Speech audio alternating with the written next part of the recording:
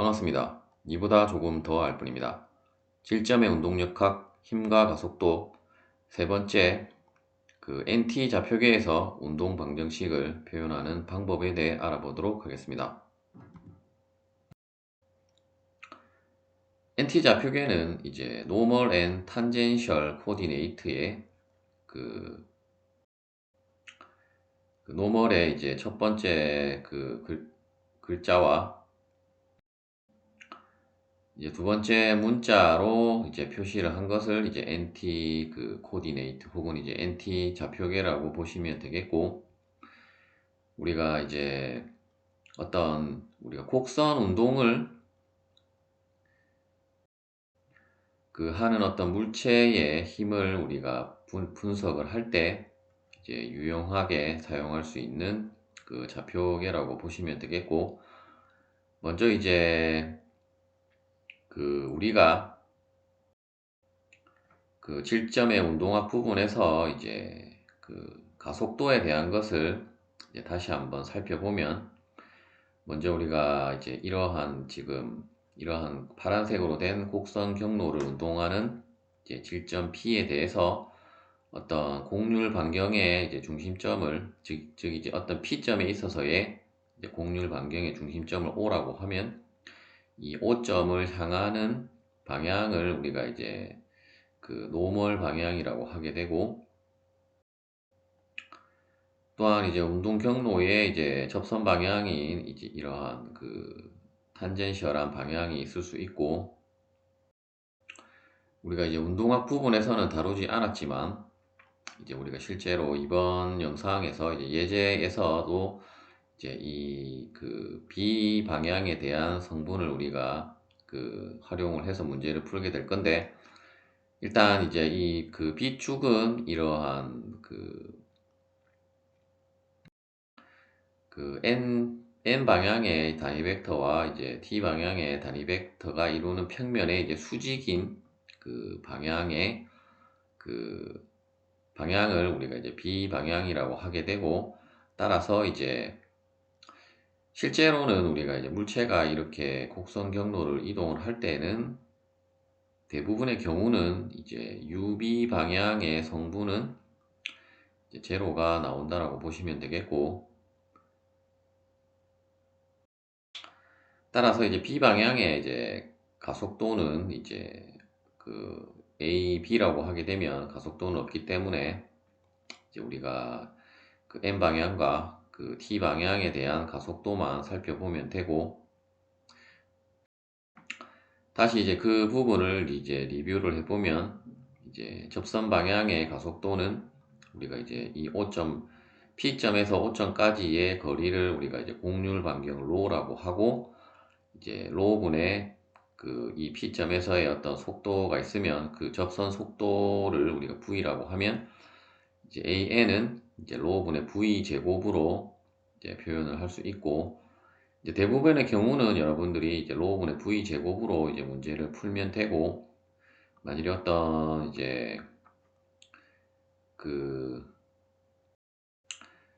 두 점이 주어지고 그 사이 각도인 베타가 주어졌을 경우에는 이제 이 로분의 V 제곱은 다시 이제 어차피 이쪽 부분이 이제 호의 길이이기 때문에 어떤 이쪽 부분의 길이를, 즉 이제 ET 부분에 대한, 지금 이제 단위 벡터로 나와 있지만 실제 이제 이쪽 부분에 대한 O점에서 P점까지의 거리 벡터가 있다라고 하면, 이제 벡터가 이제 아주 미소 각도 d베타만큼 떨어진 이쪽 부분도 결국 로가 되게 되므로, 이제 이쪽 부분의 값은 이제 우리가 로 베타로 표현을 하기 때문에, 따라서 이제 이 부분이 이제 로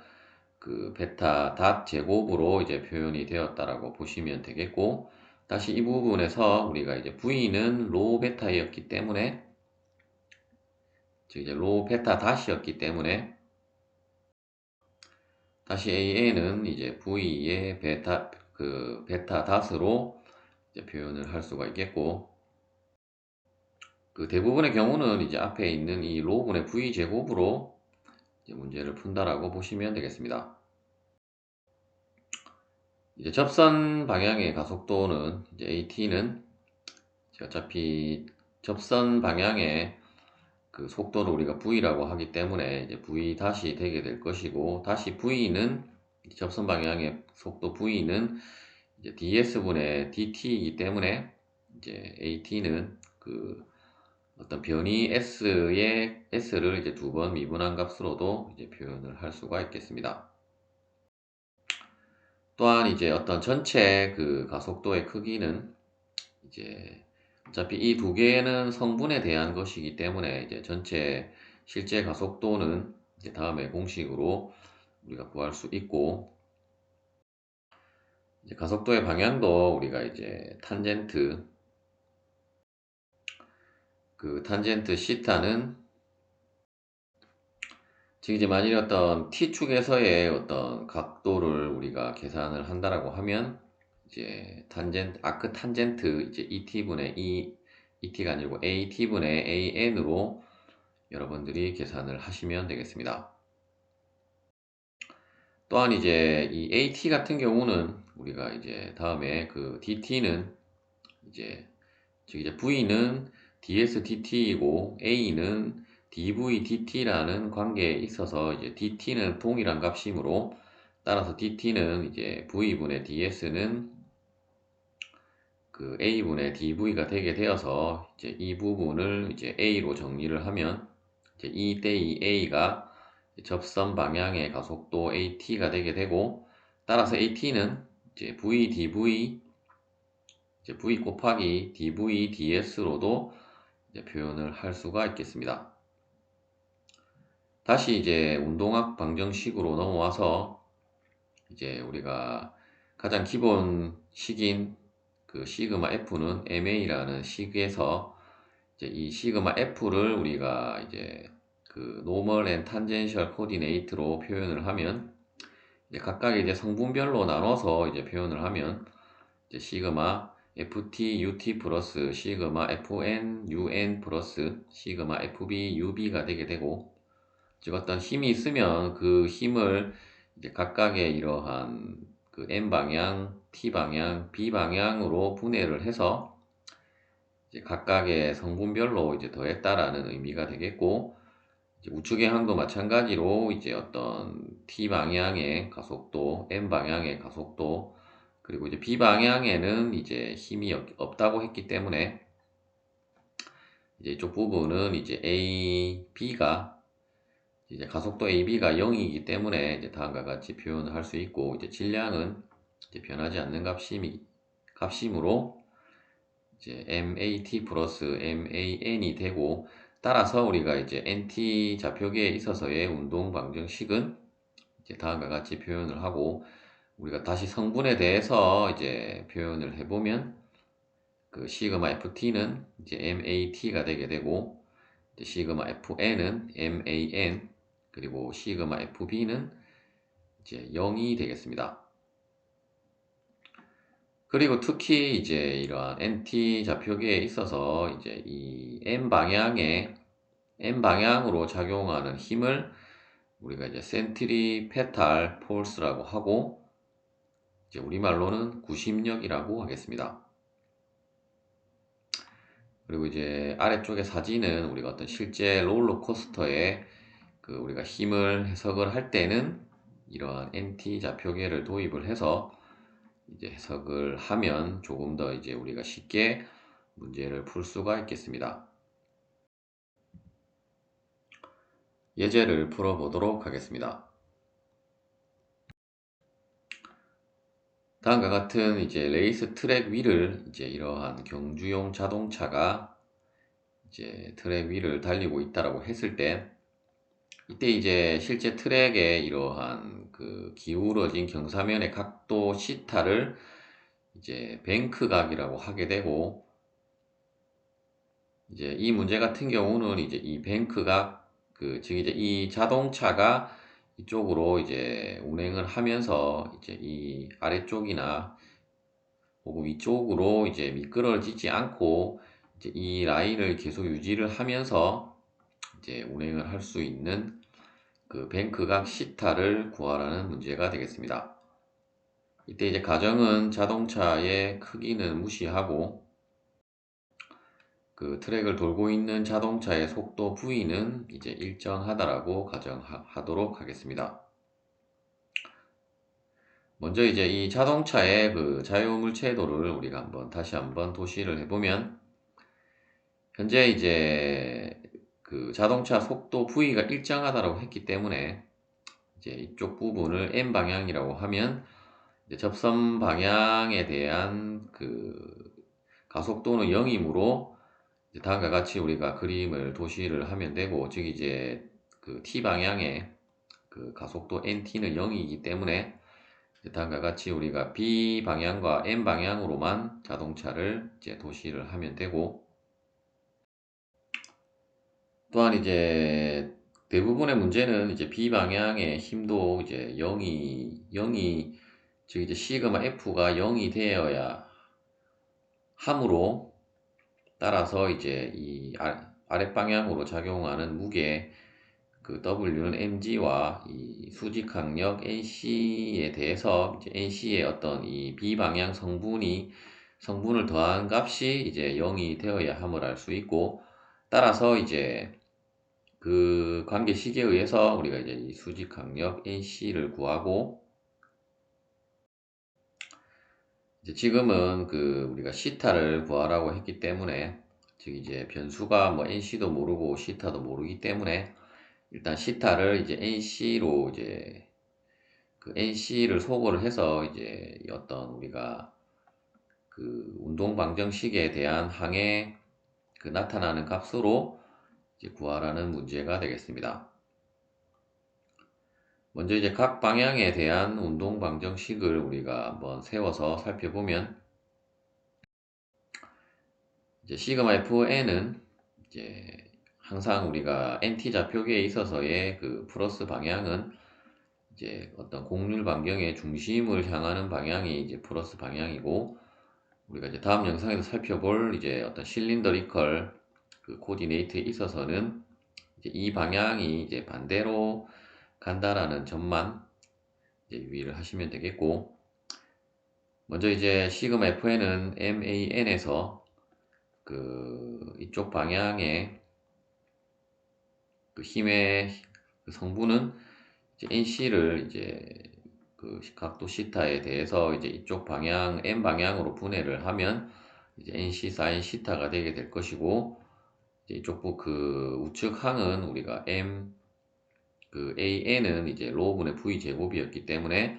이제 M 곱하기 로분의 V 제곱이 되게 되고, 또한 이제 시그마 B는 이제 위쪽 방향을 플러스라고 하고, 이제 결국 최종 값은 0이기 때문에, 따라서 이제 NC 코사인 시타와 이제 아랫방향으로 작용하는 이제 W에 해당하는 mg를 이제 더한 값이 이제 0이 되어야 하므로, 먼저 이제 그 NC가 이제 동일하게 있기 때문에 뭐 위쪽 부분을 NC에 대해서 정리를 하든지 혹은 아래쪽 부분을 이제 NC에 대해서 정리를 하든지 하면 되는데, 일단 아래쪽 부분이 우측항이 0이기 때문에 이제 mg를 이쪽으로 이항을 하고, 이제 코사인 시타를 나눠주게 되면 이제 NC에 대해서 우리가 값을 정리를 할 수 있고, 그 값을 다시 이쪽 FN 운동 방정식에 대입을 해서 다시 정리를 하면 결국 탄젠트 시타는 G로분의 V 제곱이 되게 되고, 따라서 이제 뱅크각 시타는 아크 탄젠트 G로분의 V 제곱이 되겠습니다. 두 번째 예제는 이제 다음과 같은 어떤 스키 점프 대가 있다라고 했을 때, 어떤 이제 스키 점프 선수가 지금 이제 A 점으로부터 어떤 200피트 떨어진 지점부터 이제 활강을 시작을 해서 이제 A 점에서의 그 이 스키 점프 선수에 작용하는 그 수직력 NA와 그리고 이제 그 가속도를 구하라는 문제가 되겠습니다.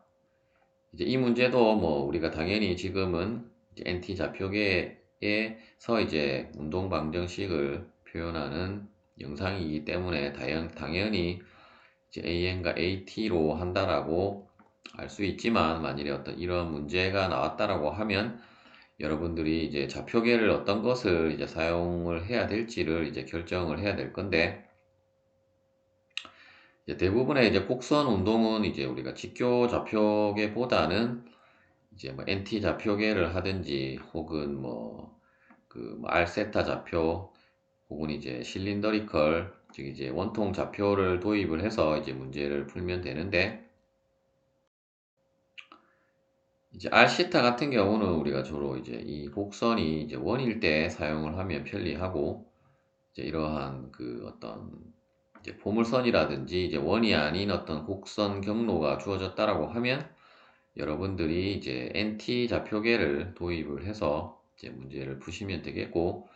특히 이제 그 이유는 우리가 이제 곡률 반경을 이제 그 구하는 것이, 이제 이러한 방정식이 주어졌을 때는 이제 곡률 반경을 구해서 이제 문제를 풀면 더 쉽기 때문에, 그 이제 NT 좌표계를 여러분들이 도입을 해서 이제 문제를 푸시면 되겠고, 이제 곡률 반경에 대한 다음에 공식은 이제 여러분들이 이렇게 이러한 공식으로 정해진 것이기 때문에, 물론 이 공식의 유도는 여러분들이 그 다변수가 아니라 이제 벡터 미적분학을 이제 공부를 하시면 이제 곡률 반경에 대한 이러한 공식을 이제 유도하는 부분이 나오는데, 이제 궁금하신 분들은 이제 그쪽 부분을 참고를 하시면 되겠고, 어차피 뭐 유도를 해도 최종적인 공식은 여러분들이 뭐 암기를 해야 되기 때문에 이제 다음에 공식으로 이제 하시면 되겠고, 따라서 먼저 이제 곡률 반경 로우를 이제 먼저 계산하기 전에 이제 좌표 축을 우리가 설정을 할 때 이제 A점에서 그 수직력과 가속도를 구하는 것이기 때문에, 일단 뭐 A점을 0,0으로 해도 되고, 이제 이 문제의 풀이에서는 이 점을 이제 0, 그 200이 되는 부분을 이제 원점으로 해서, 즉 이제 A는 다시 그러면 이제 어떤 0, 마이너스 200이 그 200의 좌표가 이제 A점에 대한 좌표가 되게 될 것이고, 어쨌든 이제 원점을 이제 이 점으로 했을 때 그 이제 곡률 반경 로우는 어차피 이제 x가 0일 때 곡률 반경을 구하면 되므로 이제 y축 좌표와는 크게 상관은 없고, 어차피 또 이쪽 부분에 들어가는 값은 결국 이 곡선의 방정식을 혹은 이제 함수식을 미분한 값이므로,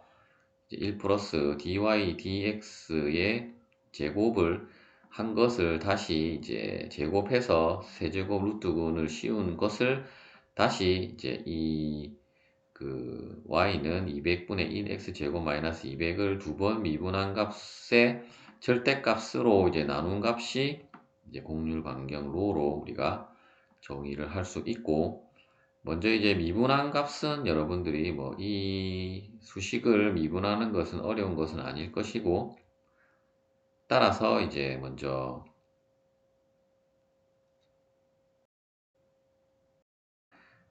그 한번 미분하면 x가 남아서 이제 뒤쪽은 어차피 상수임으로 소거가 되고, 이제 그 100분의 1x가 되게 되고, 이제 100분의 1x에다가 이제 어차피 0에서의 우리가 곡률 반경이기 때문에 0을 대입을 하면 어차피 한번 미분한 값은 0이 되어서 이제 의미가 없다라고 보시면 되겠고, 어차피 1만 남게 되므로 뭐 1을 뭐 제곱해서 세제곱 그 루트근을 씌우나, 뭐 1은 어쨌든 뭐 어떤 그 루트근을 씌우든지 제곱을 하든지 항상 1이 되게 되므로 이제 분모는 1이 되게 되고, 이제 두 번 미분하면 결국 이제 100분의 1x를 다시 미분하면 100분의 1이라는 상수가 되게 되므로, 따라서 이제 분모는 1이고 분자는 1이고 분모는 100분의 1이므로 이제 결국 로우는 곡률 반경 로우는 이제 100피트가 되겠습니다. 또한 이제 각 그 방향에 대한 우리가 운동 방정식에 있어서 먼저 N 방향에 대한 그 힘을 우리가 다시 자유물체도 상에서 한번 살펴보면 이제 이 스키 점프 선수의 무게인 그 150파운드가 아랫 방향으로 작용하고 이제 그 스키 점프 대와 지금 그 스키 점프 선수는 아직까지도 이제 A점에서는 이제 접촉을 하고 있으므로 그 뭐 수직력 혹은 이제 수직항력 NA가 이제 위쪽 방향으로 작용을 하고 있으므로 일단 이 두 개의 힘을 더한 값이 되게 될 것이고 이제 방향이 반대이기 때문에 이쪽은 이제 마이너스 150이 되게 되어서 이제 이쪽 부분이 이렇게 정리가 되게 되고 그 우측 부분은 이제 질량은 우리가 150 나누기 그 영미 단위계 혹은 이제 미국 간습 단위계에서는 그 중력과 속도가 이제 32.2 피트 퍼 세크 제곱이 이제 중력과 속도이므로 이제 이 값을 나눠주게 되면 그 질량이 산출이 되게 될 것이고 이제 산출이 된 질량의 단위는 이제 슬러그가 되게 될 것입니다. 또한 이제 속도는 A점에 대해 속도가 이제 65 피트 퍼 세크로 문제에서 주어졌기 때문에 따라서 이제 AN은 로분의 V 제곱에서 이제 V에다가 65를 대입을 해서 이제 계산을 해주면 되겠고 이제 FT는 MAT에서 결국 이제 접선 방향에 즉 이제 이쪽 부분에서 어떤 이제 스키 점프 선수가 뭐 추진력을 발생시키는 뭐 장치가 있어가지고 뒤쪽으로 어떤 추진력이 발생을 한다든지 하지 않는 이상은 어떤 힘은 작용을 하지 않기 때문에 따라서 이쪽 부분이 0이 되게 되어서 결국 어차피 뭐 이쪽 부분은 우리가 뭐 AT는 그 어차피 0이 되게 될 것이고 따라서 이제 NA는 어차피 이쪽 부분하고는 상관이 없겠고 어차피 지금 이 운동 방정식만으로도 이제 값을 구할 수 있고 이제 로도 우리가 구했기 때문에 이제 계산을 해보면 이제 347 파운드가 되겠습니다.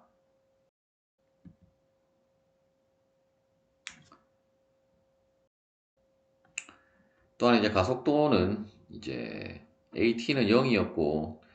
따라서 이제 실제로는 뭐 AT 제곱 플러스 AN의 제곱으로 우리가 이제 구해야 되는데 결국은 AT가 0이 되었으므로 이제 AN만 구해보면 이제 100분의 65 제곱은 42.2 피트 퍼 세크 제곱이 되게 되고 따라서 이제 최종적인 A점에서의 가속도는 결국 이제 AN과 같고 이제 그 값은 42.2 피트 퍼 세크 제곱이 되게 되고 이제 방향은 이제 플러스가 나왔기 때문에 그 위쪽 방향으로 이제 가속도가 그 발생을 한다라고 보시면 되겠습니다. 시청해 주셔서 감사합니다.